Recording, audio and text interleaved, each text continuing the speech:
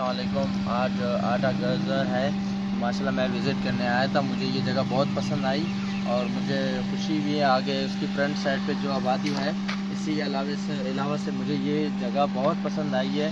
तो खुशी हुई है इसे कम प्राइस पे इसे जगह मिलने पे। तो इंशाल्लाह बाकी भी जो लोग हैं, ये अच्छा खासा जगह है माशाल्लाह, सुपर हाईवे के करीब है। तो बहुत अच्छा जगह है, मुझे पसंद आया, बहुत अच्छा है, बहुत अच्छा। अच्छा, डॉक्यूमेंटेशन आपने देखी थी, डॉक्यूमेंटेशन देख के आपका क्या तासुरात हैं? डॉक्यूमेंटेशन पक्की है नहीं है? गवर्नमेंट की जो फाइल आपने देखी? इसका बहुत अच्छा है, इसका फाइल भी क्लियर है, सब कुछ इसमें धोखाबाजी नहीं है। ये जो इसकी फाइल जो भी है इसका क्लियर है माशाल्लाह। और उसको फाइल देख के, इसके आबादी देख के, फ्रंट पे जो मैं आया हूँ, ये जगह देख के मैं काफ़ी खुश हो गया हूँ। इससे कम प्राइस पे ये इतना प्यारा जगह मुझे मिल रहा है।